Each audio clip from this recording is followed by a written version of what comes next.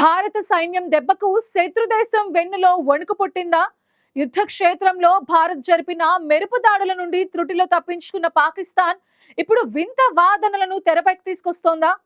భారత సైన్యం చేపట్టిన అత్యంత రహస్యమైన భీకరమైన ఆపరేషన్ సింధూర్ టైంలో తమకు దైవిక సహాయం లభించిందని, ఏదో ఒక అదృశ్య శక్తి తమ సైన్యాన్ని కాపాడిందని పాక్ రక్షణ దళాల అధిపతి ఫీల్డ్ మార్షల్ ఆసిమ్ మునీర్ చేసిన వ్యాఖ్యలు ఇప్పుడు అంతర్జాతీయ స్థాయిలో సంచలనం సృష్టిస్తున్నాయి. యుద్ధంలో ఓటమి అంచున నిలిచిన పాకిస్తాన్ ని నిజంగానే దేవుడు రక్షించాడా, లేక ఇది తమ వైఫల్యాన్ని కప్పిపుచ్చుకోవడానికి మునీర్ ఆడుతున్న నాటకమా? Let's watch the story.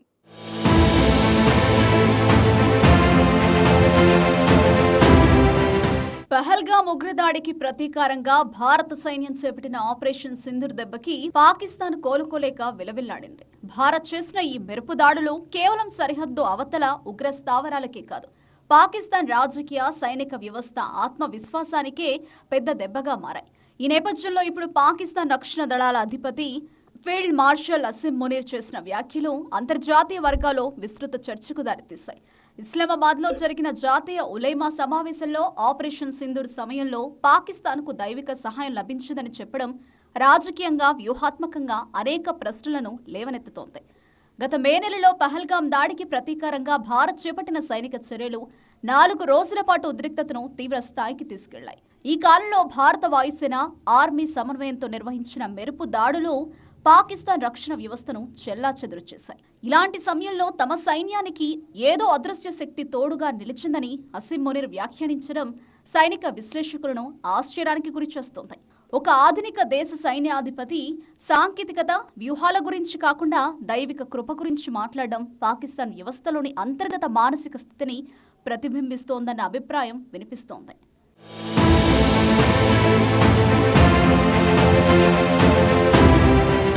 Operation Sindoor Pakistan పై భారీ ఒత్తిడిని తీసుకొచ్చింది. భారత దాడులు లక్ష్య సాధనలో స్పష్టత, వేగం, సాంకేతిక ఆధిక్యతను ప్రదర్శించాయని అంతర్జాతీయ రక్షణ నిపుణులు అంగీకరించారు.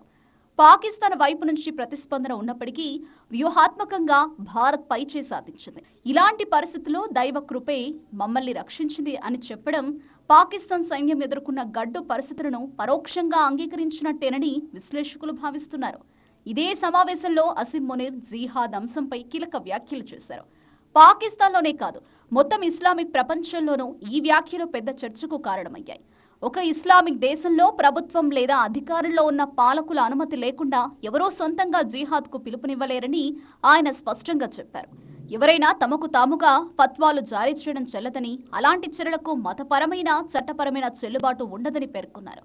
ఇది పాకిస్తాన్లో పనిచేస్తున్న అనేక తీవ్రవాద గ్రూపులకు ఒక హెచ్చరికగా కూడా విశ్లేషించబడుతోంది. పాకిస్తాన్ తీవ్రవాద సంస్థలకు ప్రత్యక్షంగా లేదా పరోక్షంగా ప్రోత్సహిస్తుందన్న ఆరోపణలు ఎప్పటినుంచో ఉన్నాయి. కానీ ఇప్పుడు అదే దేశ సైన్యాధిపతి జిహాద్పై అధికారిక నియంత్రణ అవసరమని మాట్లాడడం మారుతున్న అంతర్జాతీయ ఒత్తిళ్లకు సంకేతమా, లేక అంతర్గత పరిస్థితుల వల్ల వచ్చిన వ్యూహాత్మక మార్పా అన్న ప్రశ్నలు తలెత్తుతున్నాయి. మక్కా, మదీనా వంటి పవిత్ర స్థలాల రక్షకులుగా ఉండే గౌరవం దేవుడు తమకే ఇచ్చాడని మునీర్ వ్యాఖ్యానించడం పాకిస్తాన్ తనను తాను ఇస్లామిక్ ప్రపంచంలో ఒక కేంద్ర బిందువుగా ప్రదర్శించుకోవాలన్న ప్రయత్నమని విశ్లేషకులు భావిస్తున్నారు.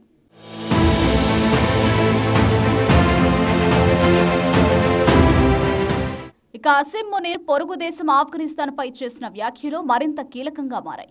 పాకిస్తాన్లోకి చొరబడి దాడులు చేస్తున్న తెహ్రీక్ తాలిబాన్ పాకిస్తాన్ గ్రూపుల్లో 70% మంది ఆఫ్ఘన్ జాతీయులేనని ఆయన ఆరోపించారు. పాకిస్తాన్ ప్రజల రక్తాన్ని కోరుతున్న వారికి మద్దతివ్వడం సరికాదని మునీర్ హెచ్చరించడం కాబూల్కు పంపిన ప్రత్యక్ష రాజకీయ, సైనిక సందేశంగా విశ్లేషకులు భావిస్తున్నారు. ఆఫ్ఘనిస్తాన్లో తాలిబాన్ అధికారంలోకి వచ్చిన తర్వాత పాకిస్తాన్ ఆశించిన స్థాయిలో భద్రతా సహకారం లభించలేదన్న అసంతృప్తి పాక్ ప్రభుత్వంలో స్పష్టంగా కనిపిస్తోంది.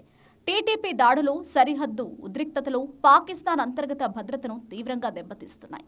ఈ నేపథ్యంలో ఆసిమ్ మునీర్ చేసిన వ్యాఖ్యలు పాకిస్తాన్ ఇకపై ఆఫ్ఘనిస్తాన్పై కఠిన వైఖరి అవలంబించేలా కనిపిస్తోందని విశ్లేషకులు చెబుతున్నారు. భారత్తో జరిగిన 4 రోజుల సైనిక ఘర్షణ ముగిసిన తీరును కూడా మునీర్ ఈ సందర్భంగా విశ్లేషించారు. మే 10న కుదిరిన ఒప్పందంతో సైనిక చర్యలు నిలిచిపోయినప్పటికీ ఆ సమయంలో పాకిస్తాన్ ఎదుర్కొన్న ఒత్తిడి, అంతర్జాతీయ ఆందోళనలు, ఆర్థిక పరిమితులు అన్నీ కలిసి దేశాన్ని గడ్డు పరిస్థితుల్లోకి నెట్టాయని ఆయన పరోక్షంగా అంగీకరించారు. ఆ సంక్షోభం నుంచి పాకిస్తాన్ను దైవకృపే రక్షించిందని ఆయన వ్యాఖ్యానించడం సైనిక విజయం కంటే మానసిక ఉపశమనం కోసమే చేసిన వ్యాఖ్యలా ఉందన్న అభిప్రాయం కూడా వ్యక్తమవుతోంది.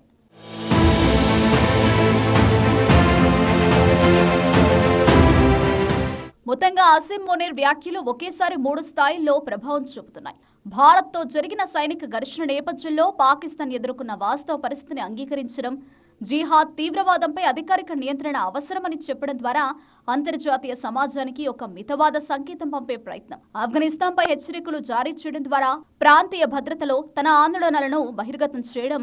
అయితే ఈ వ్యాఖ్యలు మాటలకే పరిమితమవుతాయా లేక పాకిస్తాన్ విధానాల్లో నిజమైన మార్పుకు నాందిగా నిలుస్తాయా? భారత్తో సంబంధాల్లో ఉగ్రవాదంపై వైఖరి, ప్రాంతీయ భద్రతలో పాకిస్తాన్ తీసుకునే తదుపరి అడుగులే ఈ వ్యాఖ్యలకు నిజమైన అర్థాన్ని నిర్ణయించబోతున్నాయి.